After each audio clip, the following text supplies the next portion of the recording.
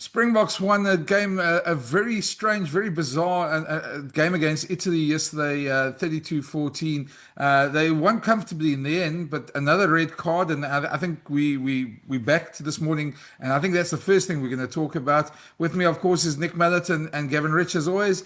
And Nick, let's start with you. Just I saw your comments on SuperSport. Second in the week in a row, we've had a permanent red for something that seems to be a bunker review thing, and somehow they got to a permanent red. The TMO started off by saying there was head contact. I think you guys in studio, and we all saw that it was shoulder to shoulder contact, and it just, I mean, I just wonder if you're a fan sitting out there, and just the average fan who's watching the Springboks. How do you compute with what happened yesterday? How does it?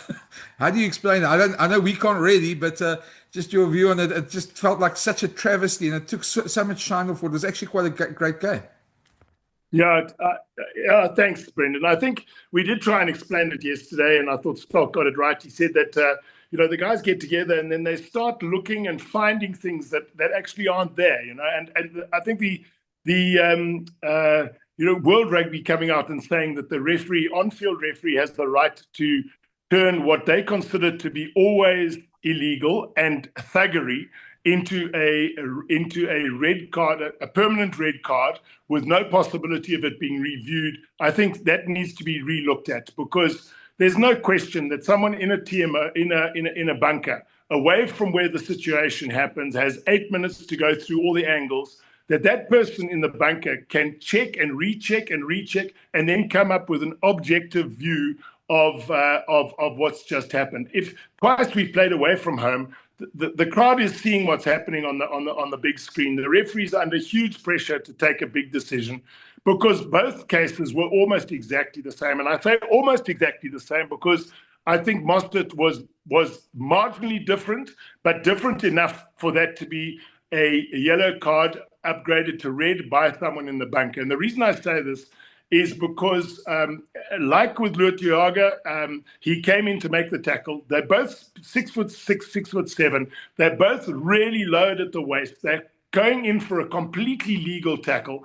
There has been a previous a tackle made on the player who's coming in just prior to them hitting.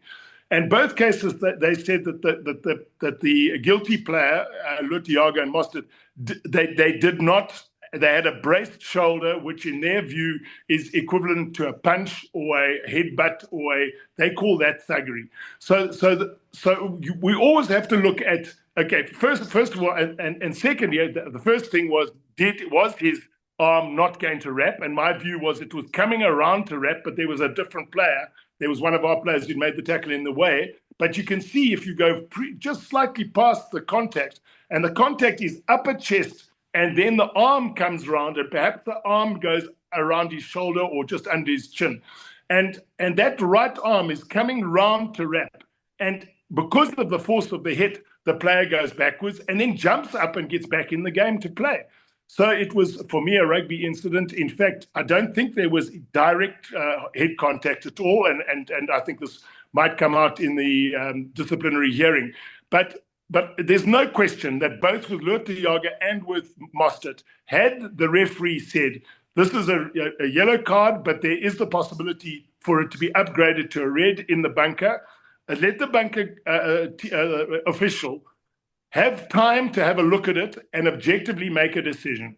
Take it away from the heat of the moment situation, which I think has counted really badly against certainly Mostert and even perhaps Lurt. But during the week I went a bit more towards accepting the Lurt one, because his left arm rather is right down at the side, and he does lead with his shoulder, with a braced shoulder.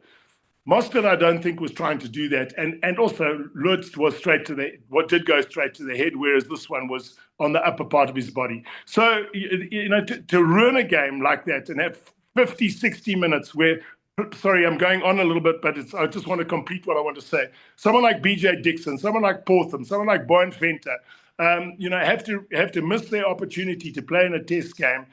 So that they could rebalance the team to play with 14 men, seems to be dreadfully unfair. And not only is it unfair on Mostert, but it's also unfair on the rest of the team. And it's unfair on the Springbok side that now for 2 weekends have had to play, with 14 men. So I hope they relook at this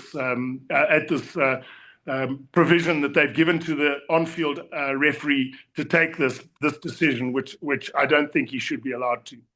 Yeah, I texted you. I was furious in the game. I think like a lot of South Africans, after that incident. But James Dolman didn't really have much control of the game. And I think what makes this decision so infuriating is that just before there was a hit on Sia Kolisi that almost was the same thing, and it was just sort of blown away as there's no foul play.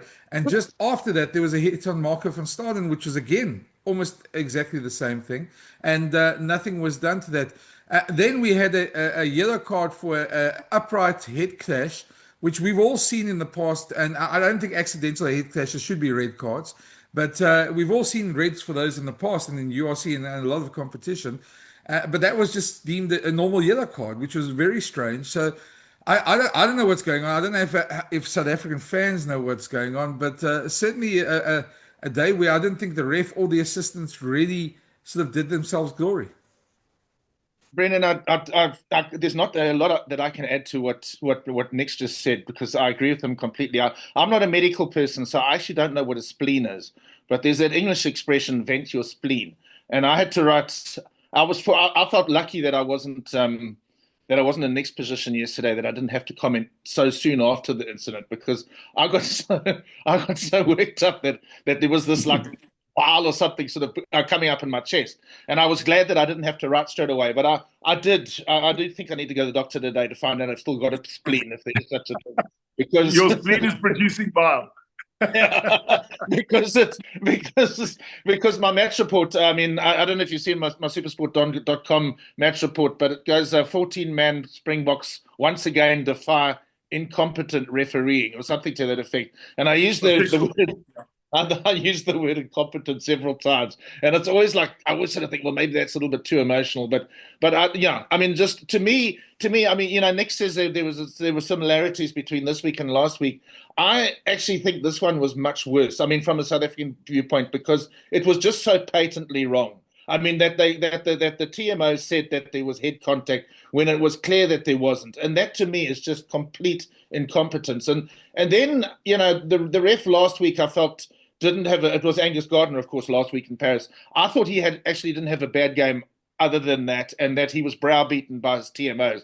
But I just thought that James Dolman just got so much wrong yesterday. I think Skalkberger summed it up so well in Supersport when he said that it felt like there was no control in the game. And he said that it was quite apt in a way that the game ended like it did, with Marnie not being allowed to do that final kick when there were people coming onto the field, and a good reason why the shot clock shouldn't have been actually in operation at all. It was just another in a long line of incidents that just don't show world rugby, actually, quite frankly, in a good light, because I just feel that there's not enough leadership at the top there. I just think maybe they need to. I don't know. Well, look, I mean, I know Nick, you at one stage were involved with world rugby, but it just, to me, I watch these games sometimes, and I sort of wonder, having watched the reaction to last week's game, last week's incident, and then having watched the reaction from the Kiwis. Like Jeff Wilson and Beaver, I've forgotten his name, but those guys who've all played rugby, to the Tag Burn incident in the Island game in Chicago.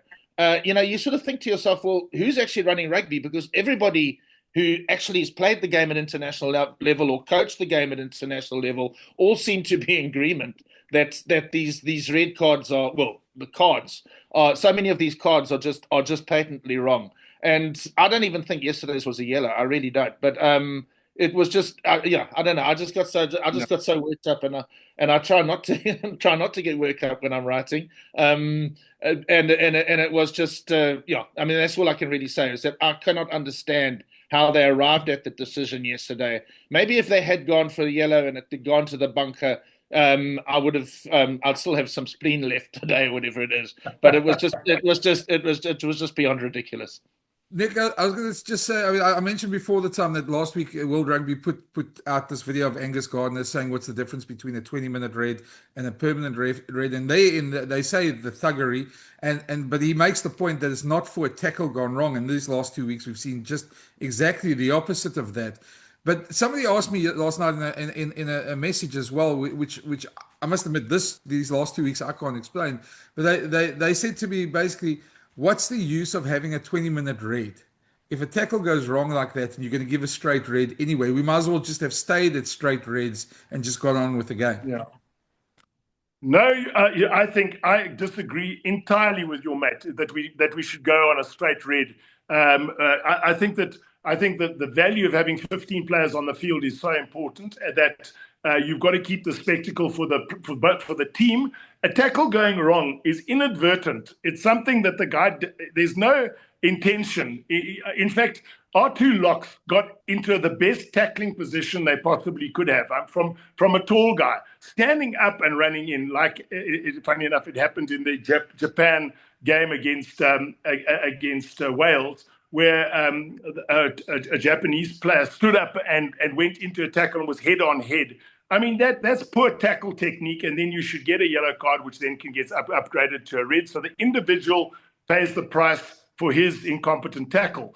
But to give it where players are coming in to make a normal tackle, which is for a big tall guy, it doesn't even have to be tall. Were they bent at the waist? Yes, they were. Were they attempting to get to go into the midriff of the player, and then he did lose his height. And to say that I've never seen any single person go into a tackle with his arms out in front of him like that. No one runs in like that with your arms out in front. You run in and you prepare your left or your right shoulder so that you can make the hit, and then your arm comes round. But if you're a guy who's 125, 130 kilograms, and you're hitting a guy who's 85 kilograms, obviously the guy's going to go backwards when you hit him, if you hit him properly. And I'm concerned, really I'm concerned, that World Rugby are taking a look at our physicality and saying they want, I would hate to think this was true, because physicality is a vital aspect of the game, and it is part of the contest, and you cannot take it away. You can't take away a side that's brave, courageous, that goes forward, is prepared to take knocks, is prepared to knock the other team back. And we work incredibly hard on our tackle technique. I mean, look at Ibn Etzebeth, how he's improved his tackle technique. All the tall guys, Echia Snyman. So, I think they must relook at this, as I've already mentioned, allowed to go to the bunker. And my view is, if in the bunker the guy says it's upgraded to a red, we don't go for a permanent red unless the guy is, punches the bloke lying on the ground or kicks him in the head, for example. Those are obviously that is thuggery. But to try and tackle with the right technique and then just get it wrong because of a whole lot of circumstances that are out of your control, and you get a red card for the entire game, just seems to be totally inappropriate. And World Rugby need to look at this. And I think that what happened with this James Dolman was, unfortunately, debating with his assistants, and the guy TMO came in saying direct contact. There was direct contact, and he thought he had to make it a firm decision.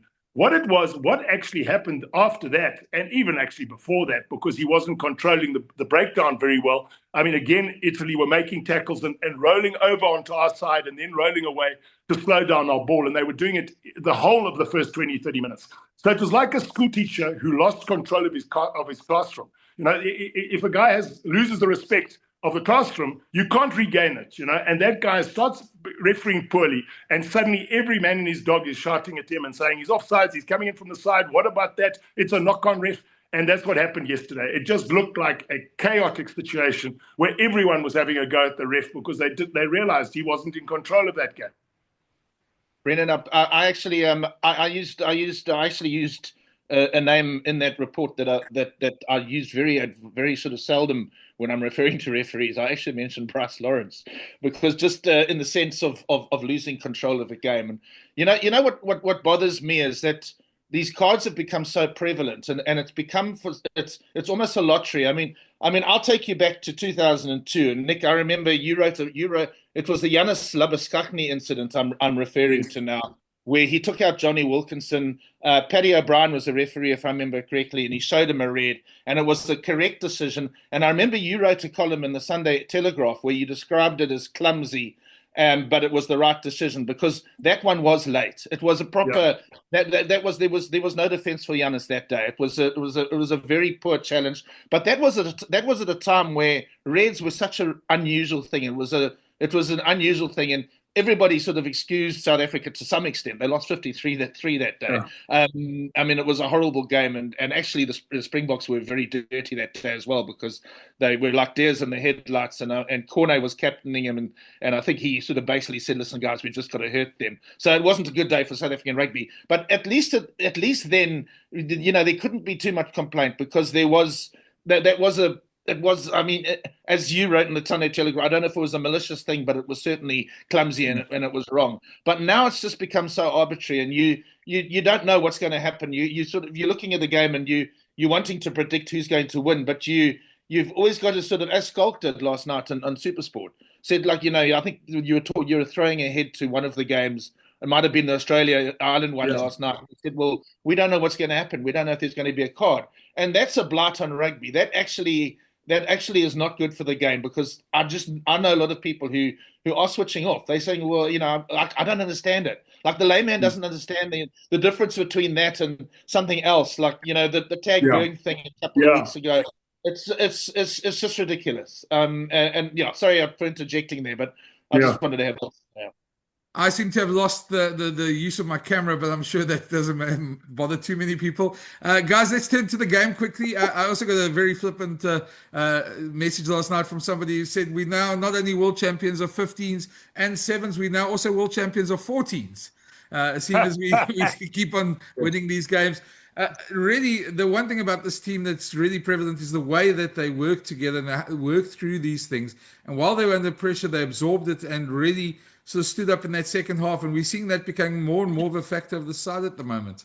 Nick, maybe you can Well, actually, I blame Nick for that. I blame Nick for that because when we did our preview, he said, well, the one good thing about this selection is it makes this game interesting. And you were going on about how interesting it is. And I think maybe the refs are helping us out as well. But South Africa's so far ahead of the rest of the world at the moment. Like, let's make it more interesting. Let's force them to play 14 men. And this was Italy, so this time we'll send the guy off in the 11th.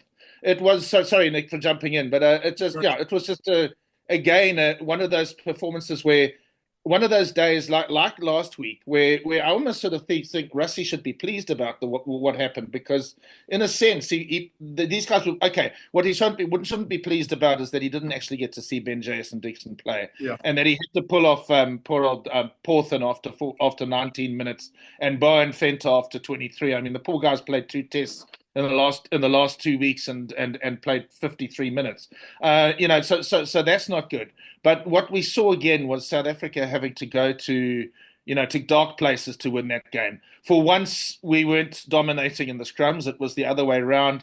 We were forced to defend, and our defense came through. Damian Willemse had to spend so much time running around that backfield, trying, catching balls. It was really, really a good exercise, knowing Russie and knowing that everything's a process for him and he's building. And this game was a process, let's be honest. I mean, he wouldn't have selected that team. He wouldn't have selected that team for a World Cup final. He was selecting this team to learn and to get experience. And that was actually a really great experience of experiencing pressure and coming through it. And in the end, again, winning with something to spare. I mean, the previous week against France, I was more confident that the Boks would get out of jail. But this one, I just had a horrible feeling because in that first half, we just what was happening in the scrums. It was just worrying, and it seemed like we're having to make a lot of changes on the hoof. So I just think that was up there with, even though it was only against Italy, you'd say. But I must say that Italy actually played very well yesterday too. Yeah. I thought Italy were really good. So I mean, Italy aren't what Italy used to be. I thought it was a really good performance, Nick. Yeah. There was I saw another a meme come out, which was the selection for the game against Ireland, and in it they have the selection is Bone Fenter, Mark Tighthead, Thomas Tutoy, Eben Etzebeth. At number 5 they had a red card. And then they said number 6 will be Pika Lisi. And they said, well, let's just start with 16 and make it easy, 14, and let's make it easier because for the second week in a row, our number 5 has been red carded. And so we'll just go in, accepting the fact that we have to play with 14, which I thought was quite amusing. But listen, I think a lot of what we said, what the big pity was, I don't think this guy got any very much right in this game. The scrum was wheeling incessantly, and it was mainly because their loose head was going outside Porthen, and he was scrumming inwards. So the scrum, they did get one good scrum at the end of the game, which I'll give them credit for. But Zach Porthen, the first 2 scrums he had, we got dominance, and the ref didn't give him the credit for getting dominance. So the loose head was walking around Portham, and he was having to go in, the scrum. If it's like that, if the guy goes outside, there's only one place the tight head can go, and that's in on the hooker.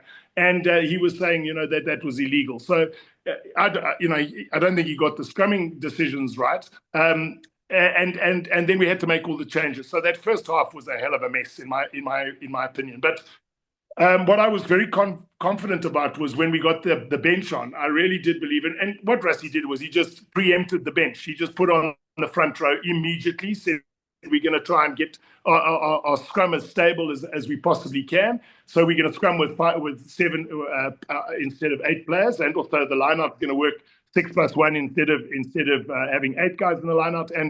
And then we're going to play the territory, play the physical game, defend as much as we can, and once we get a bit of magic on, which we did, that the impact, I think, of Kwagga Smith was very impressive, as was Mani Lubbock and as was Grant Williams. The other guys were on a little bit earlier than that, but I really thought those 3 guys injected a lot of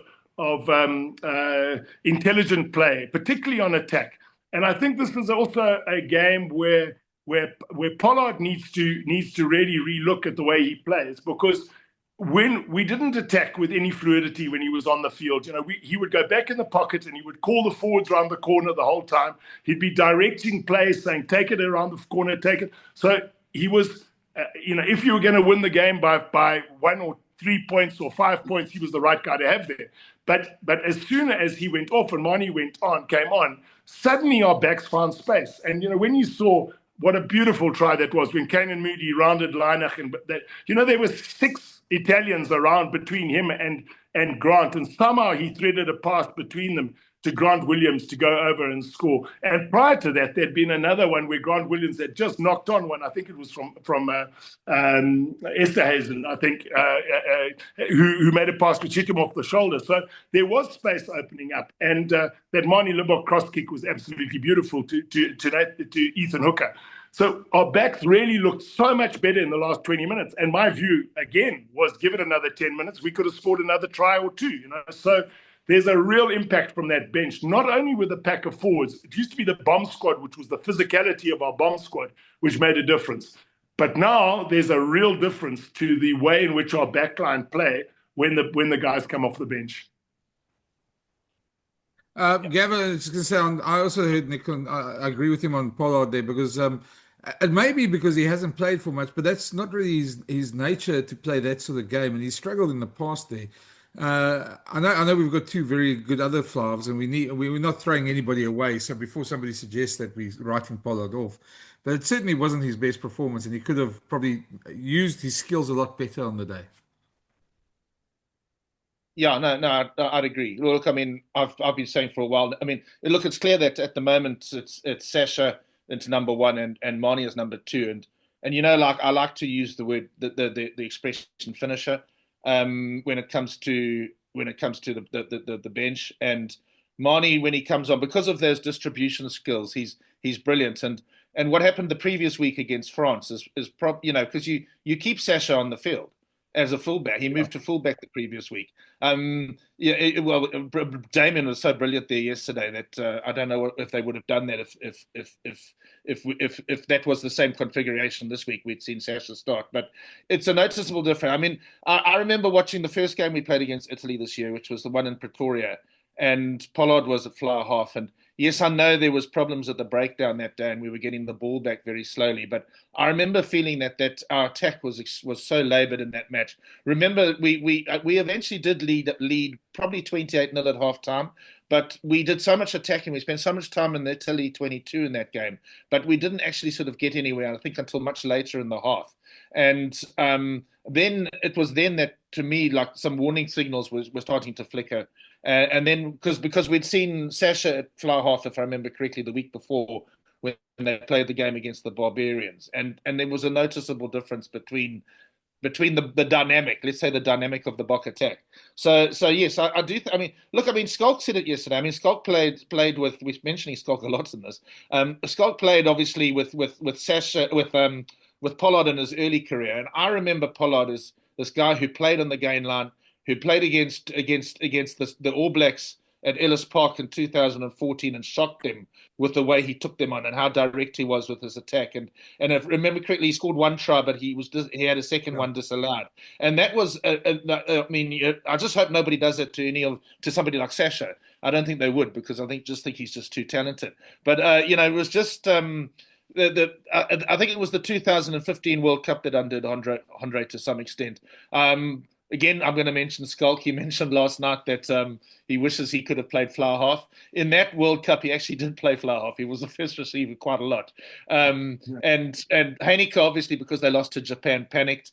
And I think that was I wouldn't say the beginning of it, the end of Andre, because he's played for another 10 years and he's won 2 World Cups. So definitely not. But I think ever since then, his game has changed quite a bit. And so I don't sort of see a quick fix there, because he's been like that. I remember Victor actually saying it Victor Matfield saying on Supersport at some point that he was playing a lot further back than from the gain line than he used to. And when Tony Brown first arrived as the Springbok attack coach, it was one of the first things he spoke about and addressed was that Andre can do this better. So, yeah, we've got 3 fly halves at the moment, and I think at the moment the other 2 are significantly ahead. Yeah. I think just we're about to sort of wrap it up anyway, but just maybe look at the other games, unless you guys still want to say anything about the BOK game.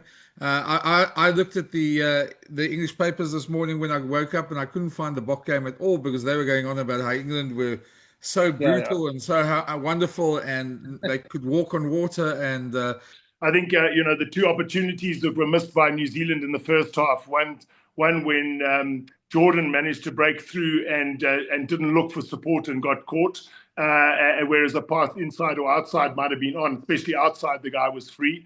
And then the Carter one chip and catch, and again he took on physically, tried to bounce off the fullback or whoever was the last defender, instead of looking for a pass inside. So that really cost them at the end, because England got better and better. And just quickly on England, they've copied South Africa. The guys coming off the bench make a massive difference to their finish. And the last 20 minutes, England really got on top of New Zealand. And so they can talk about missed opportunities, but I think England would have come back and created problems. I did say before the game, and we did chat about it, that I thought England would win this one. And that's what happened. I don't think this New Zealand side is as strong as people think. And then just on Australia Ireland, I did manage to see some highlights of that game, but I was surprised at the difference in the score. Ireland obviously got their attacking shape back, and I saw that the fullback managed to score against his own country, scored 3 tries, so a hat trick. So that's obviously going to give them confidence going into this weekend. But we're going to talk about that, I'm sure, in the preview later this week. Yeah, just on my take on the England game is just that what I expected to happen was that they, as Nick says, they are copying us.